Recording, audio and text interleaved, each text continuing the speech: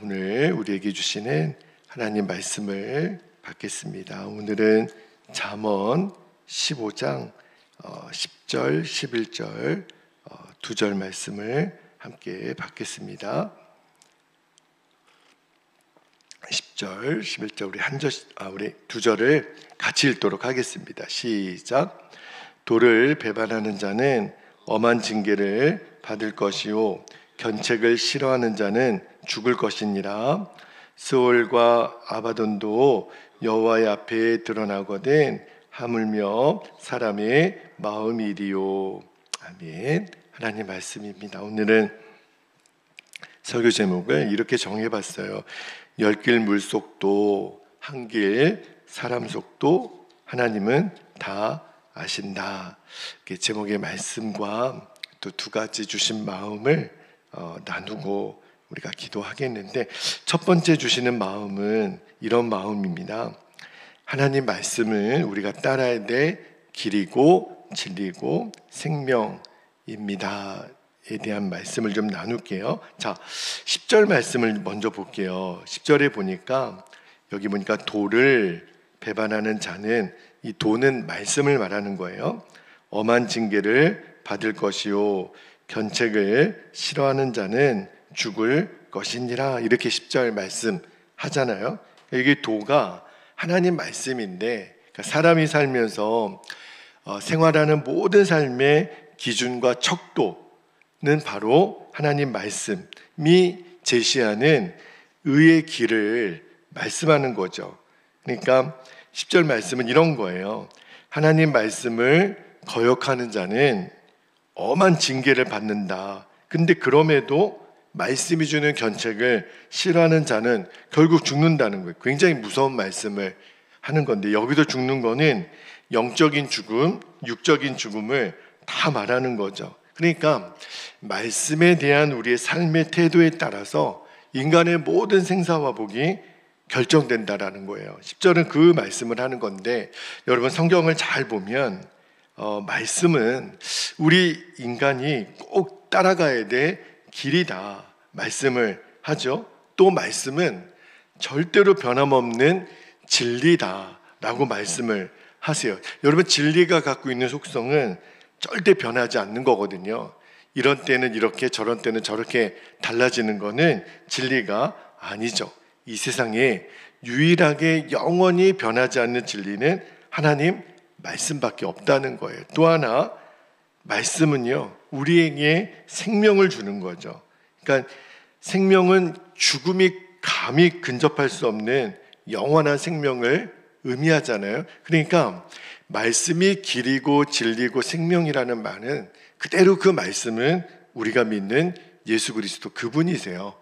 그래서 요한복음 12장 6절에 나는 길이요 진리요 생명이니 이렇게 말씀했잖아요. 또 자, 요한복음 11장 25절 26절을 한번 볼게요.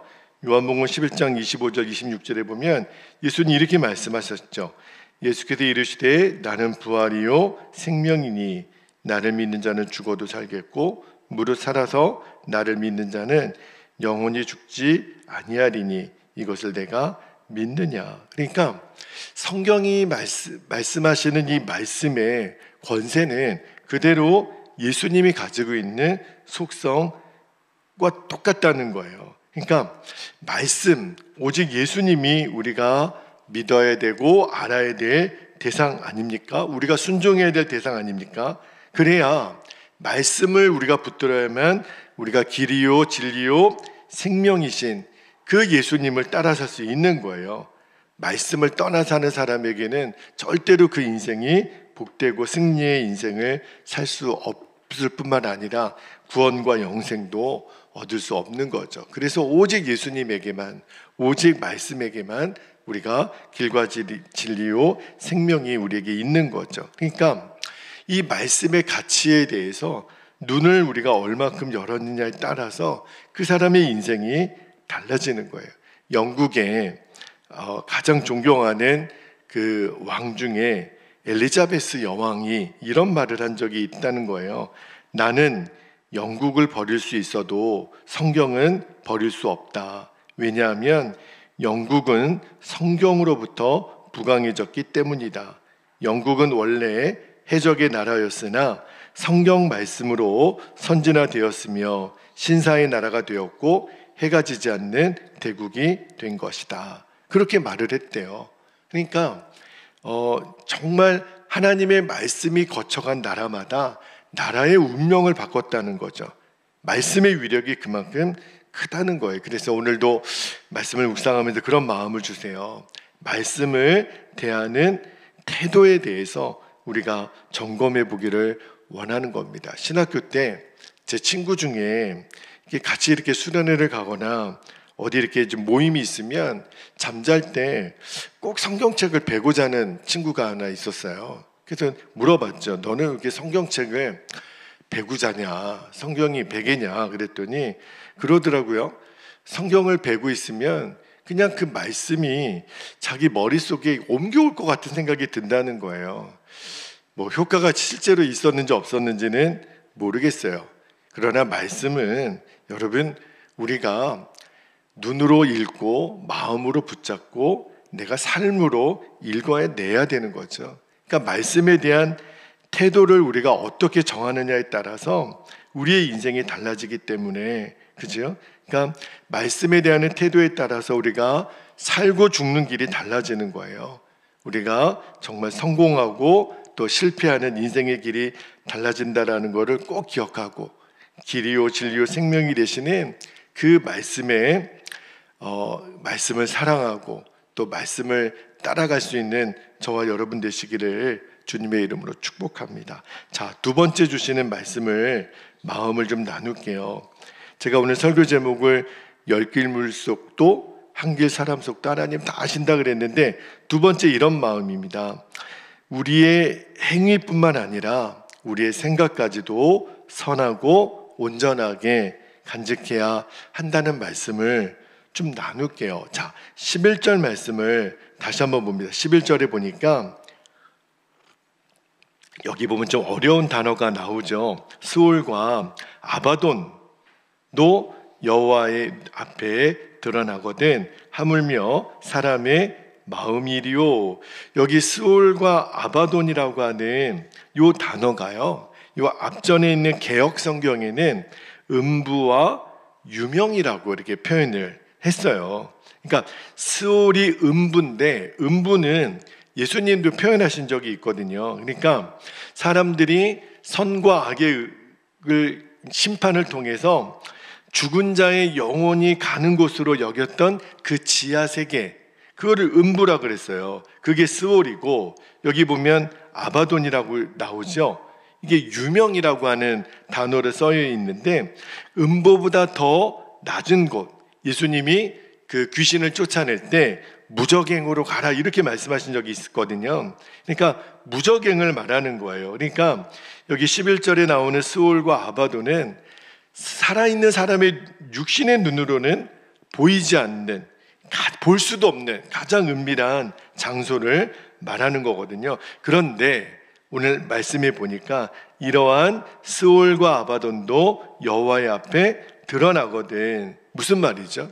하나님이 아신다는 거예요. 가장 은밀한 저 지옥 끝에 있는 그 상황도 하나님이 모르시는 곳이 없다라는, 하나님 눈에 다 드러나게 돼 있다, 이 말씀인 거예요.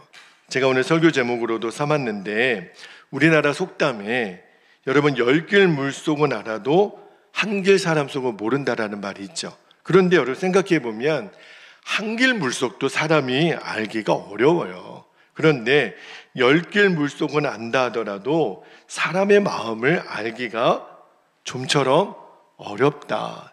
정말 어려워요. 사람의 마음을 알기가 참 쉽지가 않습니다. 그런데 오늘 그 잠언 말씀에 정말 사람의 마음과는 이 비교할 수 없이 깊고 헤아리기 어려운 이 스올과 아바돈도 하나님이 다 아신다면 하물며 하나님께서 인간의 마음을 모르실까? 인간이 생각하고 있는 모든 마음과 생각을 하나님은 다 알고 계시다, 다 읽고 계시다, 그거를 분명히 기억하라는 거예요. 물론 오늘 이 11절 말씀은 잠언에서 처음 나오는 말씀은 아닙니다. 하나님은 계속해서 말씀하시기를 하나님은 사람의 외모가 아니라 마음의 중심을 보신다. 마음을 감찰하신다. 그거를 계속해서 하나님 반복해서 하나님은 마음까지도 알고 계신 분이라는 것을 절대로 잊지 말라고 말씀하시잖아요. 그런데 우리가 얼마나 어리석으냐면, 아니 사람이 못 보는데 내 마음을 어떻게 알겠어? 아니 내가 말과 행동으로는 모르겠지만 내 마음을 누가 알겠어? 내가 무슨 생각을 하든 마음으로 무슨 짓을 하든 그러면서 마음으로 짓는 죄에 대해서 너무 우리가 아무렇지 않게 여긴다는 거예요. 그런데 성경은 절대 그렇게 얘기하지 않잖아요. 아니 마음은 더러운데 겉으로는 거룩한 척, 그게 무슨 의미가 있느냐는 거예요. 그러니까 우리의 마음이 본성이 얼마나 타락했냐면 겉으로는 그렇게 거룩하면서도 마음으로는 완전히 썩어 있는 그러한 상태가 너무 많지만 하나님 앞에서는 그게 다 드러난다. 마음에 품고 생각하는 모든 악한 생각도 다 죄가 된다. 그래서 예수님이 네가 마음으로 짓는 죄 때문에 차라리 눈을 뽑아버리라, 손을 찍어버리라, 이렇게 말씀하신 이유가 뭐예요? 마음의 죄가 더 크다는 것을 말씀하는 거잖아요. 그래서 여러분, 이스라엘의 최고의 왕이었던 다윗이 그 아들 솔로몬에게 정말 유언과도 같은 당부의 말씀을 이렇게 전하는데, 자, 역대상 28장 9절 말씀, 이 말씀을 읽고 이제 기도하겠는데요. 역대상 28장 9절에 보면 다윗이 솔로몬에게 이렇게 말합니다. 내 아들 솔로몬아, 너는 너의 아버지의 하나님을 알고, 잘 보세요, 온전한 마음과 기쁜 뜻으로 섬길지어다. 그리고 말하기를 여호와께서는 모든 마음을 감찰하사 모든 의도를 아시나니 너가 만일 그를 찾으면 만날 것이요 만일 너가 그를 버리면 그가 너를 영원히 버리시리라. 지금 다윗이 솔로몬에게 했던 말의 핵심이 뭐냐면, 솔로몬 너 기억해야 돼. 하나님은 너의 말과 행동만 보시는 게 아니라 너의 마음까지 보셔. 너가 무슨 의도를 갖고 있는지 하나님은 다 아셔. 너 그거를 절대 잊어버리면 안 돼. 그를 찾으면 그를 만날 것이지만 너가 그를 버리면 그도 너를 영원히 버릴 거야. 이 말씀을 하는 거예요. 그러니까 우리도 똑같습니다. 오늘 하루를 살아가는 동안 내 말과 행동을 물론 신경 써야죠. 내가 행동으로도 절대로 죄를 범해서는 안 되지만 더 신경을 써야 될 게 내 마음과 생각이라는 거예요. 왜요? 내 마음과 생각이 내 말과 행동을 지배하기 때문에 그래요. 그러니까 그래서 지킬 만한 모든 것 중에 마음을 지키라고 성경은 계속 반복해서 우리에게 말씀하시잖아요. 왜냐하면 행위는 물론이거니와 하나님은 우리의 마음을 살피신다라는 것, 그걸 꼭 기억하고 하나님 내 마음까지도 읽으시는 분이라는 것을 늘 기억하고 하나님을 의식하는 거예요. 그렇게 그분 앞에 우리가 살아가면 하나님이 계속 우리를 의롭고 거룩하게 만들어주시는 줄 믿습니다. 오늘 하루를 살아가는 동안 꼭 그리 되기를 축복합니다. 하나님, 내 말과 행동뿐만 아니라 내 마음과 생각까지도 하나님 의롭고 거룩하고 선하게 지키도록 하나님 인도하여 주옵소서. 그렇게 우리가 기도할 수 있게 되기를 축복합니다. 자, 이제 우리 함께 기도하겠습니다. 기도할 때 오늘 주신 마음을 두 가지 기도 제목으로 이렇게 붙잡겠습니다. 첫 번째는 하나님 말씀은 우리가 따라야 할 길이요 진리요 생명임을 늘 확신하게 하옵소서. 말씀이 예수 그리스도 그분이세요.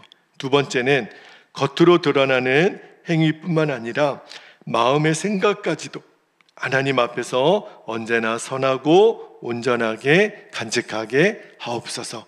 우리가 두 가지 기도 제목을 우리가 온전히 붙잡고 이 시간 주님의 이름을 간절히 부르고 통성으로 기도하겠습니다.